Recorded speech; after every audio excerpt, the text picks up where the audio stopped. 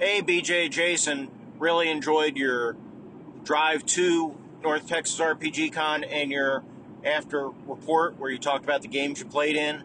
I look forward to your follow-up episode where you talk about your impressions of the con, maybe the merchants area and other things, other people you talked to, things like that. But glad you had a great time, glad you made it. I hope you have many conventions in the future. Talk to you soon.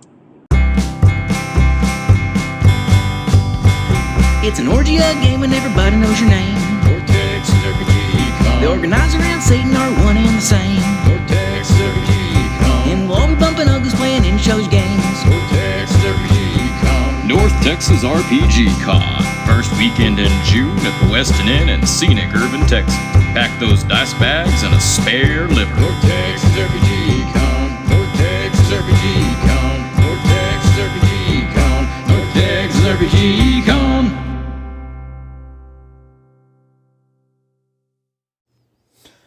So that was a call in from Jason Connerly of the Resurrected Nerds RPG Variety Cast. Thanks for the well wishes, Jason. And that's what we'll do this episode. We'll talk about a little more the people I met and the vendors area and the sweet loot I came home with. And then that once again, the opening music for this episode is by TJ Drennan. I got to meet TJ in person. I mean, I've met TJ online, talked to him through Discord and played in a game with him.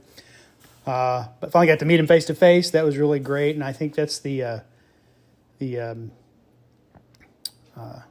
before I move on, I made the comment that TJ Drennan is like the Frank Welker of the OSR Anchor gaming verse. If you're not familiar who Frank Welker is, he's a voice actor. He probably most famously is the voice of Fred from Scooby-Doo, and of I think he actually took over the voice of Scooby-Doo as well for Don Messing later on, and also as Megatron in the Transformers.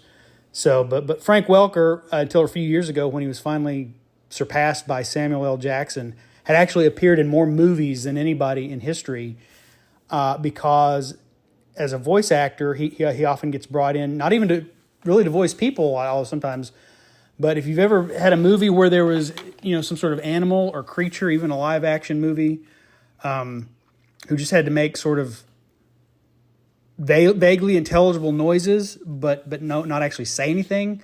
A lot of times that's Frank Welker doing that. So Frank Welker, though he's not a headliner, appears in more movies than anybody except until recently Samuel L. Jackson. And so I said TJ is kind of that for our podcasting community because he does music for so many people, and including the vocals. His voice appears in more podcasts than anybody, including the hosts. It's just, you have to stop and think about all he does. Music for Jason, for Carl, for Jason Hobbs, for Keep on the Borderland, for Spike Pit. So yeah, there's a lot of TJ's voice out there. Although a lot of times it's not his natural speaking voice because he does different, changes it up for what he's doing. So anyway, pretty cool. So I get to meet TJ. I got to meet Jason Hobbs of Hobbs and Friends and Random Screed. Chat with him, hang out with a little bit with him in the evenings. Very nice. And a lot of other people that are kind of part of the Hobbs and Friends and the Forlorn Shores group. They had a room there where they ran a lot of their Forlorn Shores kind of living shared campaign. I'm not gonna be able to name all the people I met, but different Dark Fluid Matt from Discord. He doesn't have a podcast, but sometimes he'll call into some of our podcasts, and got to talk with him a little bit. So it was, and then again, a lot of people I don't remember. I have a hard time. I'll remember your face and I know your name, but I don't remember which face goes with which name until I've met you like a half a dozen times. But it was kind of cool to hang out with all those guys, and particularly as a new person, they made me feel very kind of welcome to the convention and into the community there, and so it was really great. So I appreciate all you guys making me feel welcome and let me hang out with you and stuff. So yeah, that was cool. I got to meet those folks. Got to hang out with Carl quite a bit. So that was one of my impressions of the con. It was just a really cool place to be. Like everybody was just kind of hanging out, playing games, laughing, having a good time. Nerdy conversations about nerdy topics. In the games I was in, I got to recap kind of what happened in the games, but I think everybody came to kind of play and to be engaged and to hang out and have a good time with the other people sitting at the table. So it was real just kind of relaxed, friendly environment. There was good energy there. It wasn't overwhelming. It wasn't, I don't know if I'd ever want to go to some place like Gen Con. It just sounds like, historically, Gen Con's the big thing. It was, started by Gary Gygax as a gaming convention. But you see pictures of it now, and it's just packed. It's like, wall to wall, no elbow room. People come back with respiratory infections from just having to breathe in and out of the same air in such close proximity. And I don't know, that would just be not just physically uncomfortable, but I think overwhelming because of the sheer size of it. Like when I've gone to some larger professional conventions over the year, and I'm just overwhelmed sometimes by the number of choices and feel like I can't get it all done, and probably get less done than I would because I just spend so much time trying to decide what to do. So these smaller cons are probably a lot more my speed, I think, and definitely the atmosphere was there, just kind of cool. There are all kinds of people there. I think Carl's commented on, and I think we recorded a kind of a after action report with Amy last night that'll show up on the GMologist Presents. But Carl commented about, it's kind of ostensibly an old school gaming convention, but there were old grognards there. There were kids there. There were men, women of all sizes, shapes, colors, orientations. It was just kind of a really kind of cool place to be. So had a great time, and I'm definitely, given how cool, great atmosphere it was, and it's just, not even 3 hours from my house. That'll probably be a regular occurrence of mine in the near future. So maybe I'll run a game next year. I have to think about that. Anyway, so overall, great experience being there, and meeting some people who I have some connections with online through the Anchor community. That was great. As far as merchandise, I wanted some autographs. I got some of them, and some of them I did not get. Zeb Cook was there. I took my second edition Player's Handbook and Dungeon Master's Guide, hoping to maybe get an autograph of one of those, one or more of those, and I never could find him. He may have just been there the first day, and I missed the first day of the conference. I don't know. So he wasn't there. The other one, I kind of wanted to get my Shadow Dark autograph by Kelsey Dion. She was there the whole time, but I never could seem to figure out where she was. Sometimes like at other cons, like comic book conventions or like Comic-Con or pop culture cons, the sort of celebrity guests will have times where they're sitting at a table to meet fans and pose for pictures and sign autographs and stuff. And there's only one person I saw who actually did that, and I'll get to that in a minute. But everybody else is kind of going around gaming, running games, playing in games. So those were the only those were the two I wanted that I missed. I did get to meet Jeff D. I didn't have anything for him to autograph, but it was nice to sit and listen to him talk a little bit. He explained the new version of Villains and Vigilantes that is the new edition that's out. It looks pretty cool. Carl picked up a copy of that, so I'm sure we'll be playing some of that in the near future. I met Darlene, which was just really cool. Iconic figure in the history of role-playing games and D&D art. I got a print of her Paladin and his Warhorse that she signed for me. That comes from the I believe it's the AD&D Rogues Gallery. So that was really cool to get that. And I also got a card game that she did, and I thought it was a reprint until I really looked at it and I bought it. And it's a card game she created, did the artwork for, and it's assigned and numbered of the original run of it that explains kind of the story of the character that she has kind of used as her inspiration over the years. So that was really cool too. So I got those two signed things from Darlene. I got James Raggy was there, so I got a signed copy of the core rules of core rule book for Lamentations of the Flame Princess, and I picked up some adventures and supplements from Lamentations of the Flame Princess. Some of them I think I can import into any kind of BX or OSE style games with some supplemental rules. So that was great, and some general supplements, adventures and a book on how to procedurally generate and stock dungeons for BX D&D. So I got those. I did get my Hyperborea books signed by Jeffrey Talanian. I didn't really get to talk to him very much. Just for a few minutes. He was very busy. He had a room at the last day where he was running just an open table, and they were trading off like he was running when we went in and said hi. But the idea was he was going to run for about an hour, and then another game master was going to take over, and then another game master was going to take over, and they were going to do like this 10-hour marathon session with as many people who could fit around the table playing. They had this whole stack of pre-gens, and it was pretty amazing to watch, 12, 14 people sit around a table and attend to what was going on, and everything went very smoothly. Of course, you're paying to be at a con, and you're there with the designer of the game. I think there's maybe a little more motivation to pay attention. Although that was the experience I had at the games that I played in too. So, and he was really gracious, really nice, really approachable guy. So that was also pretty fun experience. But the big one that I was not expecting, and the person who actually was just there signing autographs one afternoon, was Merle Rasmussen, who designed the original Top Secret role-playing game, which is the first espionage spy role-playing game that he designed for TSR.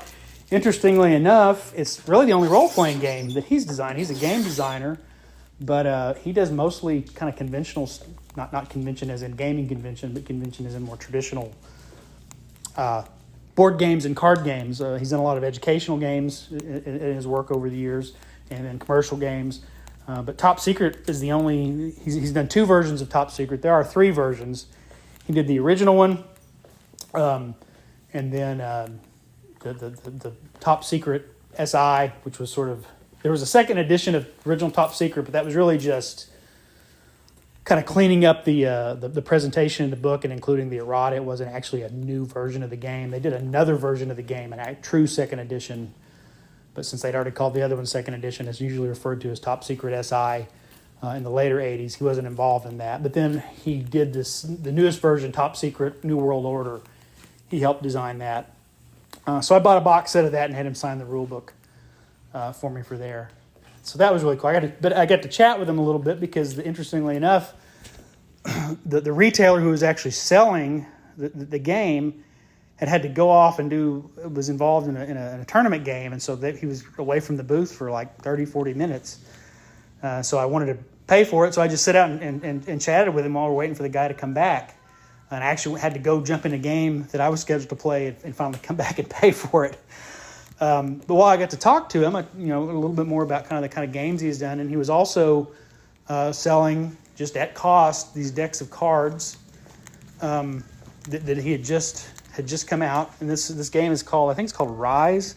I Choose to Rise, an educational card game honoring Black heroes who choose to rise and make a difference. So it's a conventional set of a deck of cards on one level. You've got the four suits, ace through king, and 2 jokers. So you can use it to just play conventional card games, but it's also got a game inside it. It's a point scoring game, I believe. I haven't looked at all the rules. But, the 4 suits represent, like civil rights and political leaders, artists and entertainers, athletes, and other types of, I can't remember what the 4th suit is, but scientists and scholars. And they're all prominent figures from Black history. And so he worked with, I think, someone who teaches Black history to produce these cards. And he signed a couple of decks for me that I picked up. I'm going to give one to a friend of mine when I see her next week. But anyways, it's just to help, kind of written for kind of at the 4th grade level, to help kids kind of learn about important figures in Black history. It's really cool. And then he was talking about, hey, he had done other educational games, and he'd worked with one game that was about teaching brain safety. The kids had to take care of the health of their brains and the safety of their brains. And I was like, that sounds a lot kind of like what some child psychologists do. So we were talking a little bit about, I'm a psychologist, and had a really nice conversation about gaming and other stuff with him. So, and he said he might be, he let the people know that he worked on this deck with, that he might be interested in doing similar, card games or types of games for other educational purposes. So he did one for Black History Month. They released it in February.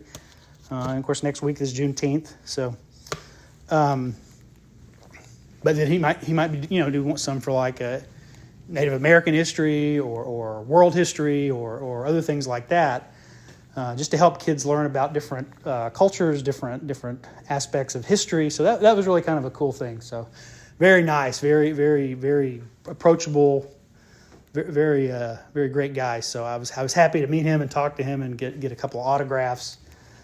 Now I'm going to crack out Top Secret. I know it was not. A lot of people prefer the original, but I bought it and I was looking through it, and it's not, it's a very different kind of dice pool based game. But I'm gonna put it together and maybe run it and see how people like it. So, but that may be a little bit farther down the road. I've got a busy summer coming up before I can start planning too many new games. Anyway, so that's kind of the last report from North Texas RPG Con. Had a great time, met some really great people, got some really cool souvenirs. And I'm going to end this with this segment, and in the last segment I've got an unboxing of something that I wish I could have done a week or two ago, because it would have been real helpful to have this particular product to take with me to North Texas RPG Con. So that's it for that. I'm going to turn it over to the unboxing segment. All right, I'm going to do an unboxing, which would have been cool if this had just happened a week earlier, because this would have been useful for North Texas RPG Con. So, okay, let's do this right. Let's do this right. You're going to have to bear with me as I walk out of my kitchen, past my very loud washing machine where I have a load of clothes going, into the garage. Maybe you can hear the echo, and retrieving a tape measure. So we'll do this unboxing the correct way. It is Tuesday, June 11th, 2024. It's 72 degrees inside my home. It is 80 degrees outside, cloudy, with slight winds blowing out of, looks like a little westerly. Huh. All right. So yeah, that's the conditions under which I am opening this box in my kitchen. My dog, one of them, is circling around, wondering, he's looking at me like I'm an idiot. Okay. So we've got a box. This box is 14 and a half wide, 18 high, or 18 long, and about 8.5 inches high. I know what's in here. This is coming from Roll-A-Crit in Batavia, Illinois. Accompanying this box is a very small, roughly the size of an index card, plastic, a bubble wrap mailing pouch, also from the same thing.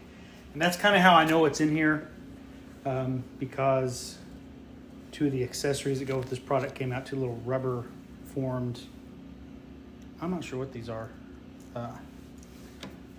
but let's open the box. A pair of scissors here that I'm going to use to cut open the tape surrounding the box. I just got to loosen it up, and I can just open it by hand. Rip. Here's the box opening. And this is something I backed on Kickstarter, the Bag of Holding, the newest version of Bag of Holding from Roll-A-Crit. And that's why this would have been useful for North Texas RPG Con. So now I'll have it for future cons. I got two in here because I got one for me and I got one for my son, who's not home right now, but he'll be happy to see his when he gets back. So the Bag of Holding from Roll-A-Crit Let's see, it's got a little tag on it. Ready for adventure. Loaded with features. It's 16 by 14 by 9.5 is the size of the bag. Built for everything you need. Need a drink holder? There's one inside and one outside on the bag. Need a place to hold a poster? There's a poster tube holder there too. There are a whopping 7 sections. So this looks like a messenger bag. But it can be converted. It's got backpack straps. So you can wear it like a backpack, or you can carry it like a briefcase. So I guess it doesn't look like a messenger bag. I guess it does at first glance, but oh no, it does have I think the strap may be down in here. It does have hooks where you can hook a messenger bag strap onto it if you don't want to use the backpack features. So you got a number of options here of how to carry it. Looks like it's made out, I think it's made out of canvas. It's kind of a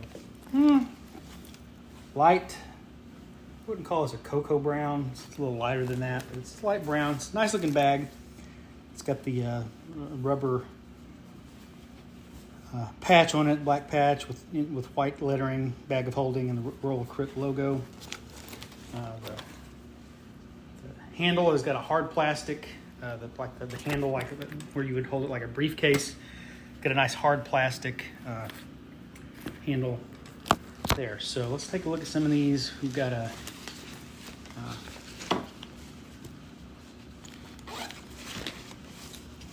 what have we got here? So on the back of it, I guess if you were to wear it like a backpack, this would be behind the backpack straps. There is one compartment that just kind of snaps shut. Nice. There's also, looks like a little secret compartment under there that unzips at the base of the bag. And it's got, folded up in it, a vinyl cover. So if the weather's bad, you can slip this over your bag and cinch it up to protect it from the elements. Which is very nice, very nice. I'll put that back in the little zipper compartment at the base there. The front side, you've got a flap that snaps down. Those are in there good. I want to tear it. There we go. Just got to be gentle the first time. Loosen them up. So these snap down, and it's got two. You can snap at two different sort of length. There's two. I guess I don't know if you could refer to snaps as male and female parts, but the part that you could snap the flap down onto has two different lengths. So I guess depending on how full the bag is, you can loosen it up a little bit. But the front flap itself also has a zipper compartment. You could probably drop, maybe like your cell phone or a mobile phone down in, or some pins, maybe some dice into there if you need to. Nice quick access front thing. It does have mesh holders on both sides, like you see in a lot of modern day backpacks. One of them is obviously it's a pocket you could slip a water bottle or a drink down into. The other one is open. It's a mesh like a ring, and this is where I think you can actually put in like a poster. If you have a poster rolled up in a tube, you can slide that down in there and cinch this down. You could also probably use it as a drink holder, because you could just cinch one side down and turn it into a pocket. Or you could, if you cinch both of these down, you get a nice little place. You can put maybe a dice bag or something in there. Lots of options here. Okay, let's see what's on the inside. Well, even before you lift the flap, there's one zippered compartment called compartment 1, which you just open. Wow. So it's a little nice place. Again, you can slip a laptop in down here, a tablet, some books. And inside, it's got a smaller kind of zipper pouch. It's not the full depth of the bag. It's just about maybe 3 or 4 inches deep, or it kind of starts at the top of the bag, and then it's maybe about 4 inches deep. But it goes the length of the bag almost for this compartment. And again, you get a nice little good storage. This is where they've got the actual messenger bag shoulder strap stored, and that's kind of cool. The lining of the bag, it's brown canvas, but the lining on the inside where it's not canvas, where they've just got more of a cloth lining. I think this is polyester. It's a slippery, slick cloth, but it is it's kind of cool. It's got a hex pattern, and in it are D20s. They're not numbered, but it's you can tell by the lines on them that they're meant to be D20s. And the cloth part of this is more like a nylon strap. Same pattern on the nylon strap, the shoulder strap. And then it's got a nice thick canvas and cloth pad, that would actually rest on your shoulder. So that's pretty cool. So again, it can function as a briefcase, a messenger bag, or a backpack, depending on how you want to do it. I think with these backpack straps, you'd simply, there's little places where you can tuck them up under into this. I mentioned this part on the back that just kind of snaps open.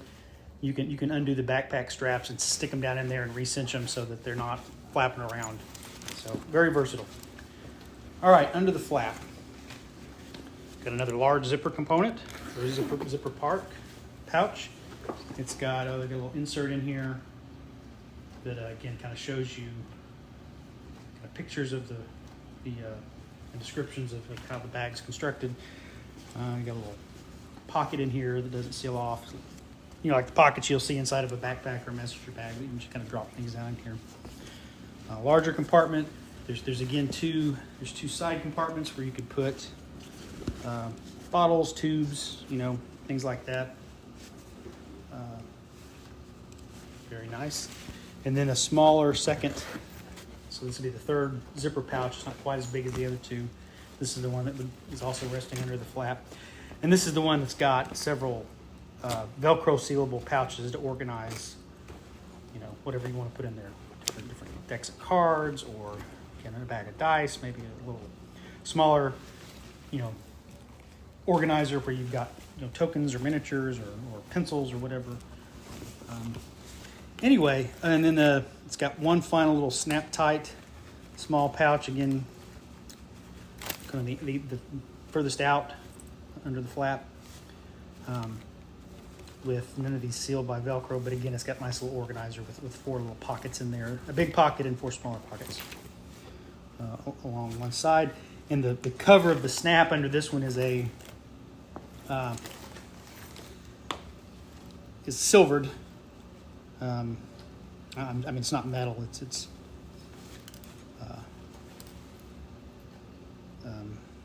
like plastic, but it's silvered with the silvering, reflective.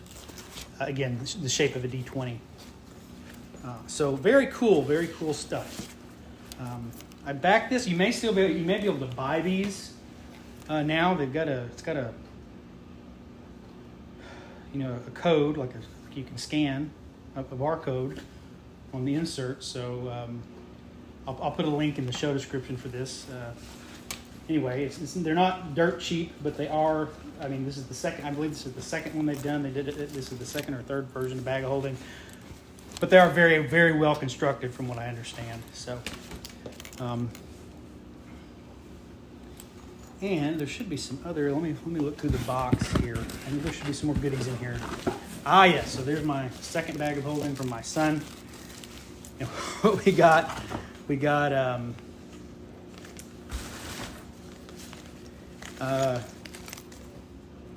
the lined tech pouch. So again, you can put your phone in here. It's a zipper. Again, it's kind of canvas. You can slip even a larger, like the bigger iPhones or mobile phones can go in here.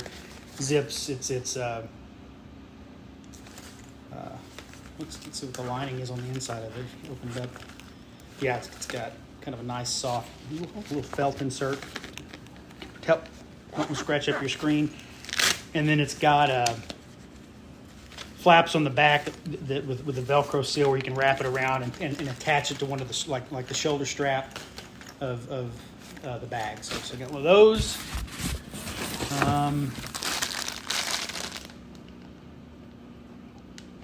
And then this is okay. That's what these two little things are. Now I remember because they've got kind of the backing is sort of it's almost like it's Velcro on the back. This is another version of the strap, and it's got it's Velcro line. The outside is the shoulder strap. It's got the soft part of the Velcro, so you can put these little rubber merit badges on there. So there's the it's got the Roll a Crit logo is one. Another one is it's two hands like doing the Predator handshake. Looks like arm wrestling the way that they're gripping each other with KS on it. I think that's indicate that you were a Kickstarter backer of this. We got some zipper charms in here. I think I got a few different types. Some more for me. Some I think that my son would be more interested in. Some of again, these are on little like paracord things that you can loop on, and it's a little rubber, pull for the zipper charm. Some that are little, they look like little potion bottles. Some potions. What else we got in here? We got some that are swords. They're very short. To a gamer, they probably look like a dagger. To a tabletop gamer, to a video gamer, this probably looks like, Link's sword in the original, 8-bit kind of game where it's kind of a stylized animation-looking sword. Game controllers. These look like some look like video game controllers. And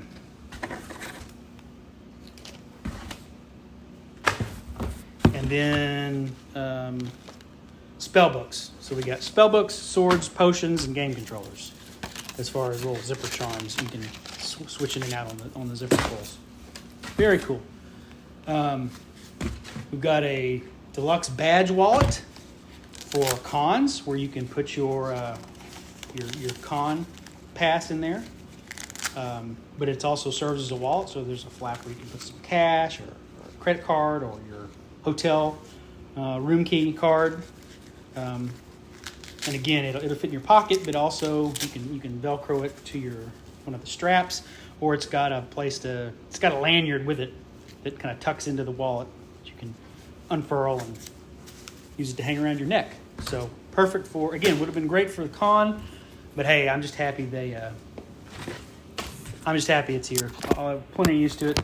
And then I got a special set of Roll a Crit. It's the Galactic Dust custom sharp edge resin 7-piece dice. So these are dice cast in the style of the game science dice with the very sharp edges.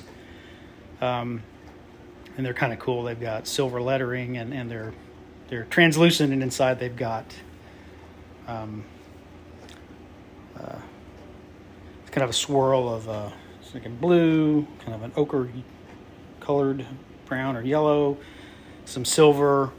It's meant to look like space dust, or like a cloud of space dust or a nebula, and then silver lettering outside. So very, very cool dice, and they came in a box, Roll a Crit box. But I'm sure I will transfer these to a proper dice container. So pretty cool. So I may have to see what other kind of little Velcro badges you can put on this. Represent games, but on this strap. But you can also obviously buy pins and buttons. There's all kinds of pins and buttons you can buy to express your interests, whether you're a video gamer or a tabletop gamer, both. So that's the unboxing. Wow, that was a pretty long unboxing, wasn't it? All right, that's it for this segment. Okay, that's the episode. Thanks for listening. This was a little bit longer than the last couple. Not too long. I think we're going to go in just a hair over half an hour with this episode. But again, thanks for listening. Wherever you are out there, take care of yourself and try to make somebody happy today.